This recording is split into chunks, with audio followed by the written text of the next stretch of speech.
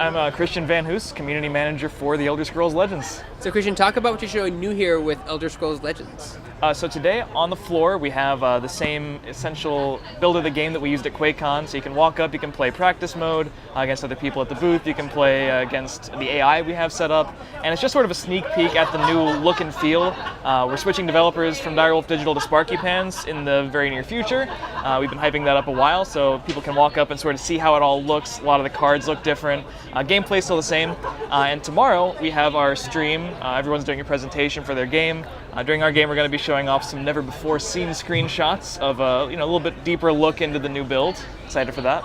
All right, well, basically we're going to just show parts of the game we haven't shown off to the general public yet, like the collection. We're going to show a screenshot of that, how the cards look when you're looking through your collection, and the deck builder, because it'll function the same. We want it to function, do the same things, obviously faster, responsive. We're going to be adding new features in the future, but on the surface, it all just looks completely different because we're going with that sort of new agey purple theme, obviously, instead of how it looked before.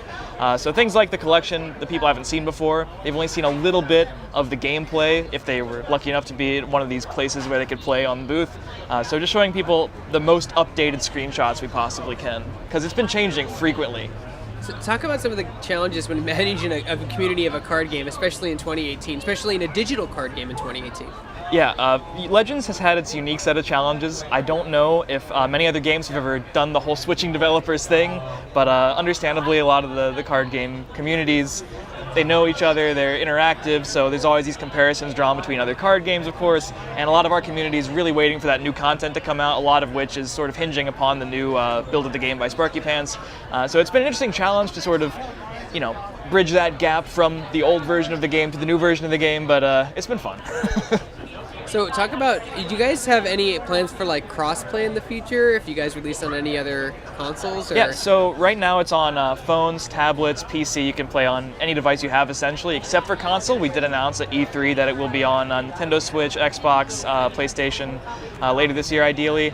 As for cross-play, that's definitely our goal. Pete Hines mentioned recently that that's basically a requirement for the style of game we are, right? Like if you're playing on your phone and then you decide to play on your tablet or your PC the next day, you want to be able to maintain the collection you've built. It's a game where investment's definitely rewarded because you can build different decks. So that's definitely basically required, right? So if we come out on Switch and Xbox, it'll be assumed that you can cross-play between Switch. You can play against someone on their phone. If you play on your phone and you go to the console, you'll be able to carry over your progress, all the things you've gotten, all that. Can you talk about the process of like dealing with the meta in your game, and when you see certain decks being overused or abused, how you go about fixing a problem or even recognizing a problem? Yeah, that's pretty difficult. I'm not on the development side of it like that. That'll be our new Sparky Pants design team and everything. Had a lot of great conversations with them. We have Josh Utter-Layton on the Magic Hall of Fame, so he has a lot of experience playing competitive card games, but I do try to weave in my opinion here and there. It's always interesting to take into account the different players' perspectives. We wanted to always make sure it's fun for newer players, but also have enough depth for competitive play. And a lot of the times, the decks that offer the most depth can be sort of the most overpowered in the long run.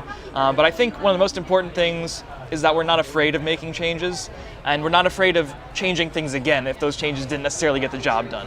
I think a lot of games can be too scared to make balance changes, but since we're a digital card game, we can really take advantage of that and sort of change the scope of the metagame even when there's no new content to do so. If something's overpowered, we don't need to wait to release something else to balance it. We can simply identify what part of it's overpowered and just give it a nerf, give something else a buff.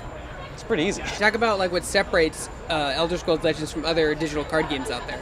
For me, it was always about the strategic depth. I just think playing Legends, it's accessible. You can play it on your phone, you can play it on PC, but when you're actually in a game, because of the two-lane system, there are very few turns that are easy. If you really want to play it easily, you can, but if you really want to focus on what makes it competitive, every single turn, so many branching decisions. But for a lot of people, what I always hear answering that question, which is why they stick with Legends, is the variety of game modes. So if you want to play incredibly casually, you don't even want to play against other people because it stresses you out, you can totally do that. We have story modes, we have arena modes. Obviously you can play against other people in the arena, but you can also just play against our AI. You don't have turn timers, it's very stress-free. It's the kind of mode you can play at work, and if your boss walks up, then you can do something else and you won't have lost your turn. I'm not recommending that, but it's the kind of mode that you theoretically could do. But if you want to play on the ladder competitively, you can do that as well. Elder of different Scrolls ways to Legends. Play at work. It's a tagline that writes itself. Definitely. I'm not saying I don't do that. I'm not saying do or don't do that. Do your own thing. In fact, everyone, this interview is Absolutely. over. So talk about like how you guys work with the community when they're requesting changes to a card or even just new content. Just how do you work with them on that regard? Yeah. Well, Or how do you relay that information to the developers, I should say? Well, new content, at this point, we definitely know the community is hungry for new content. We know it's coming. We can't really announce too much about the next expansion yet, Isle of Madness. We're excited for it, but we definitely want to get into a regular cadence of content releases. That's one of the most important things we can do post the refresh to Sparky Pants. As far as balance changes, it's always interesting, like I said, to identify which, because everyone's going to hate some card or deck. It's always interesting to go back and talk to the developers and see what's actually overperforming.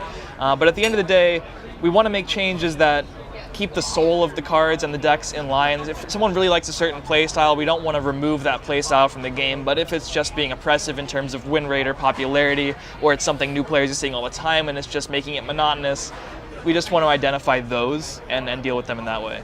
What's it like being able to pull from all these, assets and sounds and lore from the Elder Scrolls universe?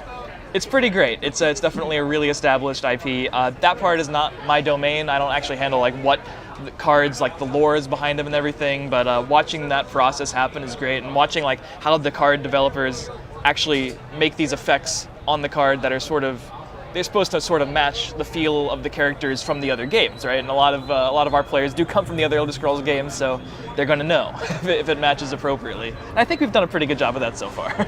Well, like I said, we've got a new entire build of the game, Sparky Pants, coming up shortly. Isle of Madness is going to be our next story expansion. We've mentioned that before. Unfortunately, I don't have any more information on that yet, but I do recommend staying tuned because it's undoubtedly coming soon.